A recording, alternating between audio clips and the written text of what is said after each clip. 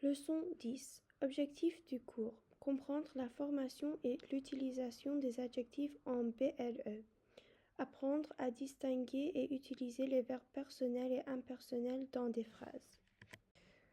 Adjectifs en BLE. Les adjectifs en BLE sont des adjectifs formés à partir de verbes ou de substantifs. Ils décrivent souvent une qualité ou une possibilité liée à l'action du verbe. Exemple courant. Adorable, possible, responsable. Ils sont très fréquents dans la langue française pour exprimer ce qui peut être réalisé ou ce qui est qualifié. Les adjectifs en BLE sont souvent dérivés de verbes ou de noms. Par exemple, le verbe faire donne l'adjectif faisable et le nom horreur donne horrible. La terminaison BLE permet de transformer ces mots en adjectifs qui qualifient une capacité, une qualité ou une possibilité. Autre exemple, lisible, de lire, viable, de vie, visible, de voir. Les adjectifs en BLE s'accordent en genre et en nombre avec le nom qu'ils qualifient, comme tous les adjectifs en français. Exemple. Masculin singulier. Un projet faisable. Masculin pluriel. Des projets faisables. Féminin singulier. Une solution faisable. Féminin pluriel. Des solutions faisables. Exemple d'utilisation d'adjectifs en BLE. Les adjectifs en BLE sont utilisés pour indiquer qu'une action ou un état est possible ou réalisable. Exemple. Cet exercice est facilement faisable si on suit les consignes. Cela permet d'exprimer que quelque chose peut être fait ou accompli. Exercice 1.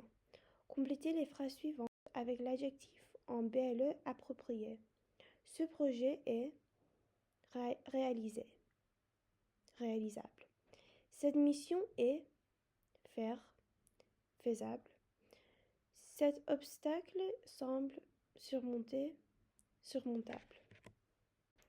Verbe personnel et impersonnel. Qu'est-ce qu'un verbe personnel?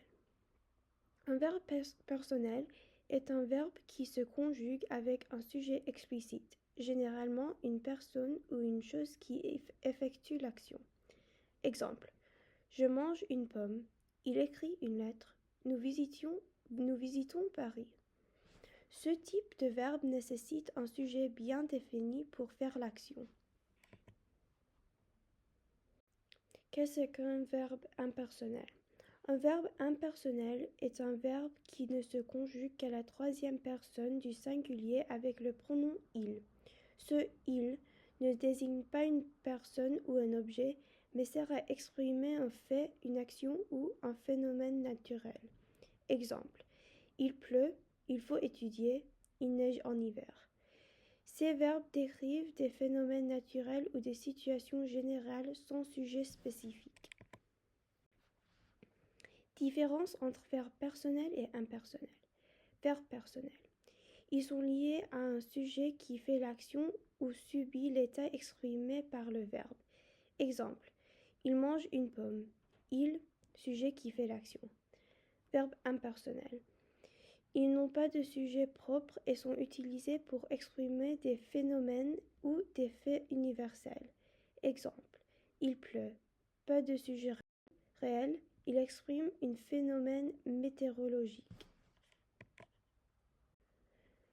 Verbe impersonnel courant. Voici quelques verbes fréquemment utilisés de manière impersonnelle. Pleuvoir. Il pleut souvent en automne. Valoir. Il faut travailler pour réussir. Neiger. Il neige en montagne en hiver.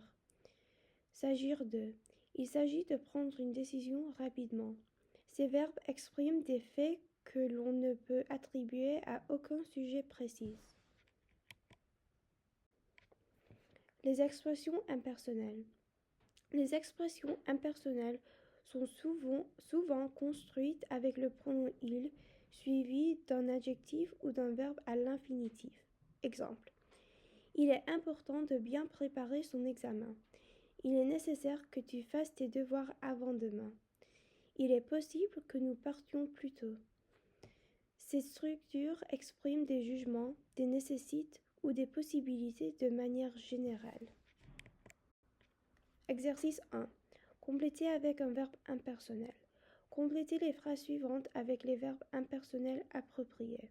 1. De faire attention aux détails pour réussir. Valoir. 2. Demain, pleuvoir. 3. Que tout soit prêt avant 18 heures. Valoir. 4. Ce soir, sembler. Récapitulatif. Adjectif en BLE. Il qualifie souvent des possibilités ou des capacités. Il s'accorde en genre et en nombre avec le nom. Verbe personnel. Verbes qui ont un sujet explicite et qui expriment des actions effectuées par quelqu'un ou quelque chose. Verbe impersonnel. Verbe qui s'emploie uniquement avec le pronom il pour décrire des phénomènes ou des obligations générales.